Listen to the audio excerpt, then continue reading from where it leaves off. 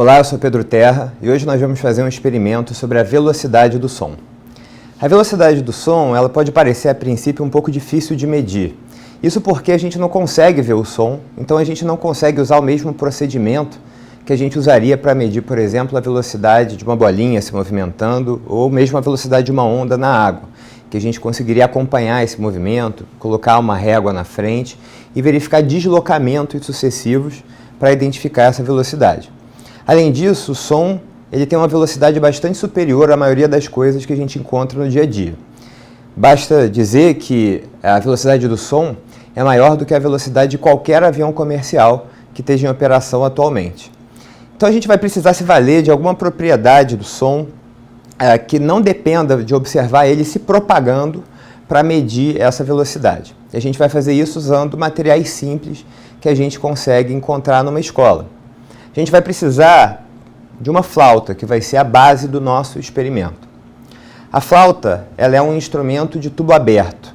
Significa que dentro dela, eu estou usando aqui no caso um pífaro, que é uma flauta transversal, simples, tem mais ou menos o mesmo custo de uma flauta doce usada em escola, aquela que em geral fica verticalmente junto ao corpo do instrumentista e que também pode ser utilizada. Tá? Tanto a flauta quanto o pífaro são instrumentos de tubo aberto, que significa que dentro do instrumento existe uma coluna de ar vibrante que está aberta nas duas extremidades. O que significa estar aberta? Estar aberta significa você estar exposto ao ar atmosférico do lado de fora. Tá? Quando isso acontece, o ponto em que a flauta está aberta, você vai ter justamente naquela coluna de ar uma pressão fixa, uma pressão constante. E você vai ter também as moléculas de ar que estão vibrando dentro dessa coluna, vibrando o máximo possível naquele ponto. Se eu tenho todo o instrumento fechado, todos os orifícios no corpo do instrumento fechados, as extremidades abertas vão ser justamente o bocal, aqui, onde eu vou colocar, onde eu vou soprar o ar dentro do pífaro, e essa ponta final aqui do meu instrumento.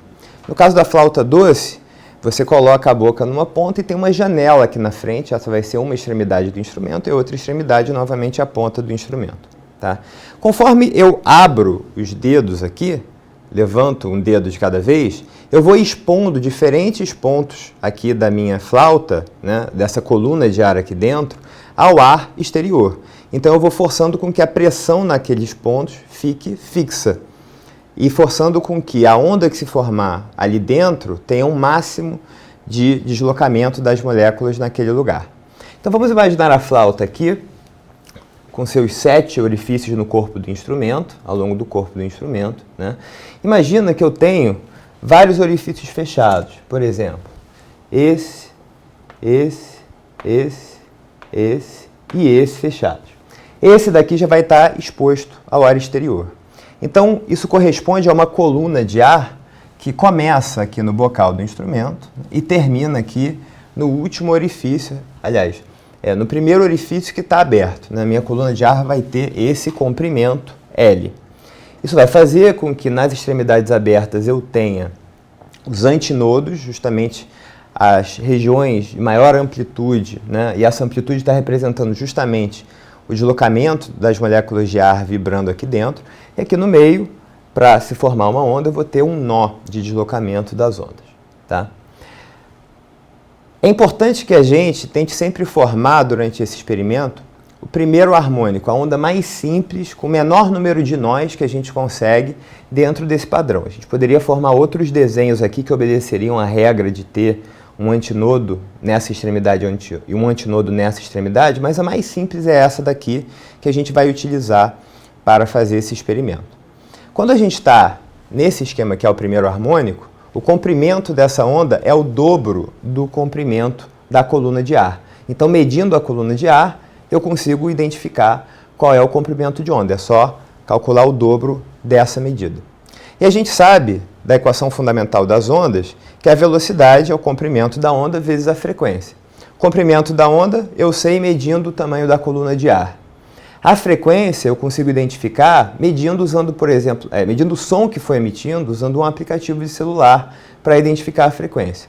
Sabendo esses dois valores aqui, eu vou conseguir então determinar a velocidade da minha onda. Para fazer esse experimento, a gente vai primeiro precisar medir as diferentes colunas de ar que eu posso ter nesse instrumento. Então a gente pode usar uma régua, desde que seja uma régua longa, né, porque o instrumento tem mais do que 30 centímetros, ou a gente vai usar aqui, no caso, uma trena, para medir, por exemplo, aqui sempre a partir do orifício aberto, da extremidade aberta, até cada um dos orifícios que a gente vai ter nessa flauta. Aqui seria o comprimento da coluna de ar com todos os orifícios da flauta fechados. A gente vem para o primeiro orifício, que significa qual seria o comprimento da coluna de ar com um orifício aberto, com 2 orifícios abertos, com 3 orifícios abertos, e assim sucessivamente, até medir o comprimento da coluna de ar até só com todos os orifícios abertos, né? Ou seja, só daqui até aqui. No caso da flauta doce, você vai medir não a partir do lugar onde se coloca a boca, mas sim a partir da janela do instrumento, fica bem na frente, ali embaixo da boca do instrumentista. Quando a gente fizer isso, a gente já vai ter os valores, então, das colunas de ar, dos comprimentos das colunas de ar, e a gente vai precisar de um auxiliar para medir as frequências conforme a gente toca as notas correspondentes às diferentes colunas de ar. Então, fechando todos os orifícios, tem que sempre deixar o orifício de trás fechado, no nosso experimento aqui, tá? Então, sempre o polegar no orifício de trás. Fechando todos os orifícios, a gente emite a nota musical e, usando um aplicativo, mede a frequência. Em seguida, a gente vai abrir um único orifício na ponta aqui do instrumento, um único dedo, portanto, e vai repetir. Vai soar uma nota diferente, justamente porque a gente está usando um outro comprimento de coluna de ar. Então vai se formar um comprimento de onda menor aqui dentro. E assim sucessivamente.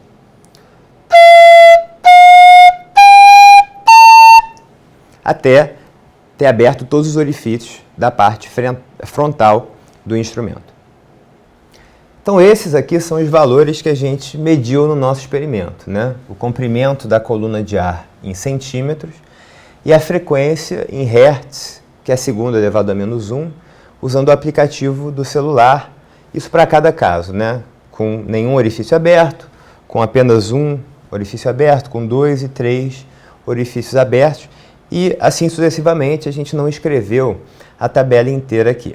Depois de fazer essas medidas, a gente precisa calcular os valores que vão facilitar o nosso cálculo da velocidade do som, né? Então, lembrando que o comprimento de onda no primeiro harmônico, onde a gente estava, é o dobro do comprimento da coluna de ar.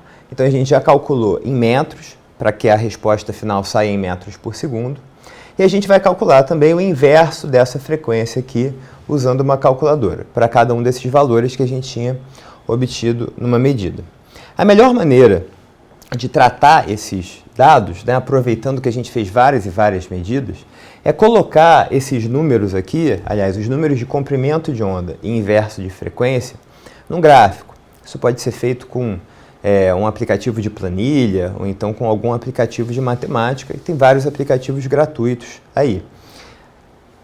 Quando a gente coloca esses dados todos num gráfico, a gente vai ver que eles caem todos perto de alguma reta, e a gente tenta encontrar qual é a melhor reta que representa esse conjunto de valores. Matematicamente é possível fazer um método de regressão ou ajuste linear que encontre justamente essa reta de maneira que ela não fique que ela fique num meio termo de distância entre esses pontos aqui, tá? E aí, com os nossos valores, nós determinamos aqui uma reta que corresponde a 361 vezes o inverso da frequência menos 0,115. Esse 361, né, a gente tem aqui, ó, lambda é igual a alguém vezes o inverso da frequência. Esse alguém é justamente a nossa velocidade que a gente estava buscando, já em metros por segundo. Então a gente encontrou com o nosso experimento uma velocidade de 361 metros por segundo. O valor esperado para uma temperatura de mais ou menos 20 graus Celsius, né, a velocidade do som depende da temperatura do ar, é de 340 metros por segundo. Então a gente encontrou um valor bastante próximo para um experimento simples que a gente consegue fazer em sala de aula. Esse número que vem aqui na frente aparece como parte da equação dessa reta, ele é algum fator experimental, talvez, que a gente pode ser um errinho de procedimento ou alguma coisa, mas a velocidade ficou bem calculada aqui no 361. Tá? Com isso, então, fazendo um experimento simples, usando uma flauta, um pífaro, um aplicativo de celular e uma régua, a gente obtém um valor muito bacana para a velocidade do som. É isso e até o próximo experimento.